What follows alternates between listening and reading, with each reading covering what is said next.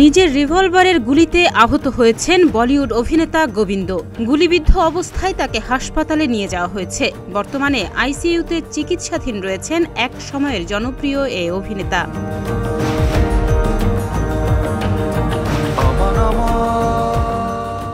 মঙ্গলবার ভোর 4:30 নাগাদ এ দুর্ঘটনা ঘটে বলে এক প্রতিবেদনে জানিয়েছে ভারতীয় সংবাদ মাধ্যম আনন্দবাজার। গোবিন্দের ম্যানেজার শশী সিংহ জানান, কলকাতায় একটি অনুষ্ঠানে যোগ দিতে যাচ্ছিলেন তিনি। বাড়ি থেকে বের হওয়ার আগে ব্যক্তিগত পিস্তলটি রাখতে গেলে সেটি হাত থেকে মাটিতে পড়ে গিয়ে দুর্ঘটনাবশত গুলি বের হয়ে যায়। এতে গোবিন্দের পায়ে গুলি লাগে।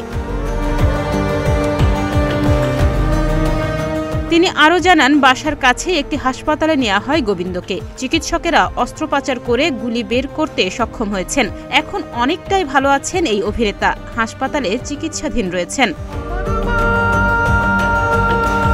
তবে পায়ে প্রচুর রক্তক্ষরণ হওয়ায় আপাতত আইসিইউতে ভর্তি রয়েছেন গোবিন্দ। চিকিৎসকের এক বিশেষ দল তার চিকিৎসা করছেন।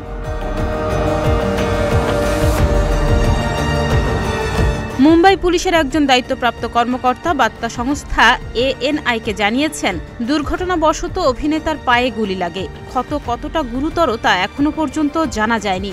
তবে সঙ্গে সঙ্গেই বলিউডের হিরো নম্বর 1-কে তার বাড়ির কাছের হাসপাতালে নেওয়া হয়। সেখানে তার চিকিৎসা শুরু করে দেন চিকিৎসকেরা।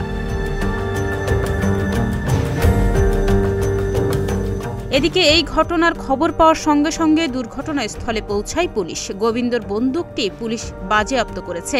তবে কিভাবে এমন ঘটনা ঘটল তা তদন্ত করে দেখা হবে বলেও জানিয়েছে পুলিশ। ডেস্ক রিপোর্ট, প্রতিদিনের বাংলাদেশ।